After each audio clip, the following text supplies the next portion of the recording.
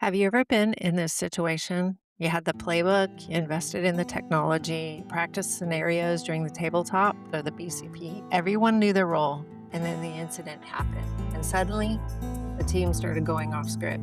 Communication broke down, people jumped to conclusions. Some decisions just got delayed, and others made too quickly. After years leading cyber incident response teams, I kept seeing the same pattern. People didn't lack experience or expertise, and it wasn't that the playbook was wrong. So I set out to answer one simple question: why do smart, experienced leaders make bad decisions when they're under pressure? What I discovered changed how I think about leadership, incident response, and organizational performance. Because the biggest vulnerability during a crisis often isn't your technology, it's the quality of the decisions being made. That's exactly what I recently discussed with Joshua Nicholson on Cybersecurity America podcast. While our conversation focused on cybersecurity, the lessons apply to every leader making high consequence decisions in uncertain environments. Cybersecurity has become incredibly mature. Organizations invest millions in technology like detection tools, threat intelligence, incident response plans, business continuity. There are recovery plans and activities to test the process, from tabletops, drills, plan reviews to red team versus blue team exercises. All of these investments,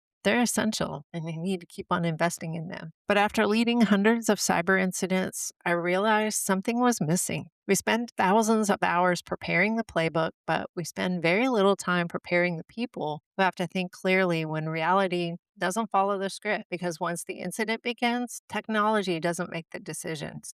People do. One of the biggest myths in leadership is that bad decisions happen because someone dropped the ball or made one big mistake. They assume it's a capability problem, but that's rarely the problem. Pressure doesn't make smart leaders less intelligent. It changes how the brain processes information. When uncertainty is high, we naturally begin to narrow our focus, and we can easily become fixated on finding the answer to establish certainty. We rush towards answers before we've gathered enough information. We delay difficult conversations, we escalate issues unnecessarily, or we become so overwhelmed that we stop making decisions altogether. These aren't leadership failures, it's predictable cognitive responses. And once you understand that, you stop blaming people and start designing environments that help people think more clearly. One of the most powerful moments in my conversation with Josh centered around something that we see in almost every incident: assumptions quietly replace facts. Josh shared an example from a tabletop exercise where the team began talking about restoring systems before they had confirmed the threat had actually been contained. Nobody intentionally skipped a step. Their brains were just trying to reduce uncertainty as quickly as possible. It's something every leader has experienced, whether it's responding to a cyber attack, leading a merger, managing a product failure, or navigating a difficult decision. When pressure rises, assumptions become stories, stories become decisions, and before long, the team is solving the wrong problem. One of the simplest practices I teach leaders is to separate information into four categories: facts, assumptions, stories, and unknowns. Facts are what you know. Assumptions are what you think is true. Stories are the narratives your brain creates to fill in missing information. Unknowns are exactly that. These are the things that you simply just don't know yet. The moment you slow down long enough to separate into those four categories, something changes. The conversation becomes clearer, teams become more aligned, and better decisions follow. This is what I call decision enablement. It's not another incident response methodology, and it's not replacing leadership training. It's the missing layer between technical excellence and effective execution. Playbooks tell us what to do, technical training teaches us how to do it. Decision enablement strengthens how leaders think while they're doing it. Every crisis eventually reaches a point where no playbook has the exact answer, and that's where leadership begins. One thing I appreciated about my conversation with Josh was how quickly he connected this beyond cybersecurity. He pointed out that the same challenges show up during mergers and acquisitions, and I couldn't agree more. Whether you're integrating two organizations, leading a digital transformation, managing rapid growth, or making strategic decisions with incomplete information, the challenge isn't operational, it's cognitive.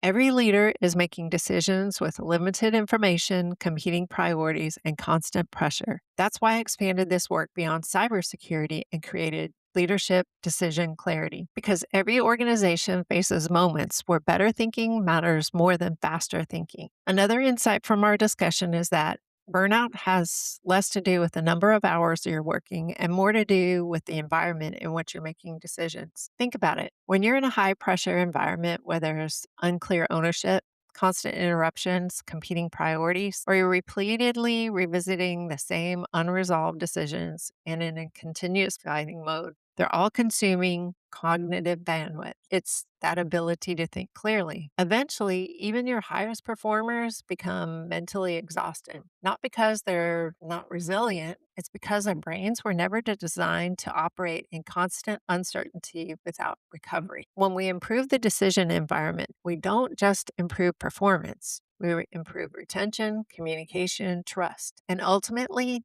the health of the people doing the work. If there's one thing I'd like you to remember from today's conversation, it's this. Pressure doesn't make you a bad leader. It changes how you think. The organizations that thrive during uncertainty aren't simply the ones with the best technology. They're the ones that intentionally develop leaders who can think clearly, communicate effectively, and make sound decisions when the stakes are highest. Because every crisis tests more than your systems. It tests your judgment, communication, and your leadership. That's why we created Awakening Performance, because we spend millions preparing organizations for pressure. I work with leaders to prepare the people responsible for leading through it.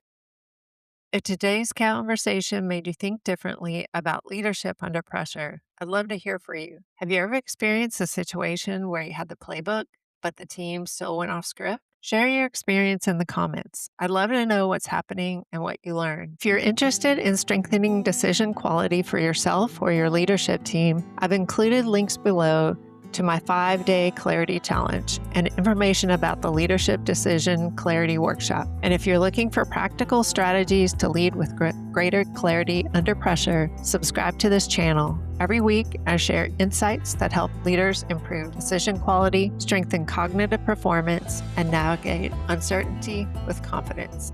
Until next time.